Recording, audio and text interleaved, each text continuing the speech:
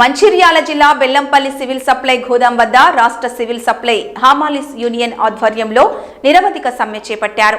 Civil supply hamalis రాష్ట్ర commission కుదిరిన రేట్ల ఒప్పందం జీవోను విడుదల చేయాలని డిమాండ్ చేశారు. క్వింటాల్కు 26 రూపాయల నుండి 29 రూపాయలు పెరిగిన రేట్లను ఏరియల్స్తో కలిపి చెల్లించాలన్నారు. హమాలీ కార్మికులకు స్వీపర్లకు 10 లక్షల ఆరోగ్య బీమా సౌకర్యం కల్పించాలని నిరవధిక సమ్మెకు దిగారు.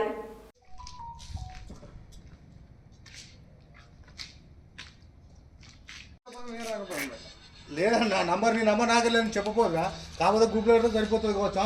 పెంచిన జీవోను వెంటనే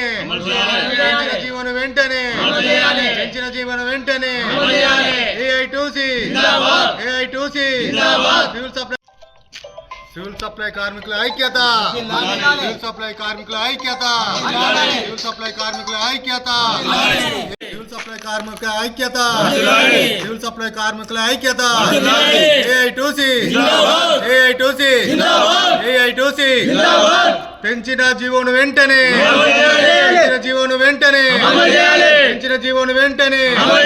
ఐక్యత.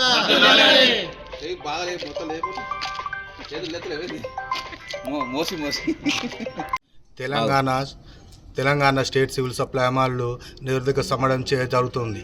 దీనికి ముఖ్య ఉద్దేశం 12 నెలల నుంచి బకాయిలు ప్రభుత్వం చెల్లించడం లేదు.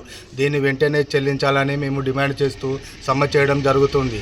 అలాగే ప్రజా పంపిణీ వ్యవస్థ పూర్తిగా రద్దయింది. దీని వలన ప్రజలు ఎంతో ఇబ్బందులు పడుతున్నారు. స్కూల్లో బియ్యం లేక విద్యార్థులు కూడా ఇబ్బంది పడుతున్నారు.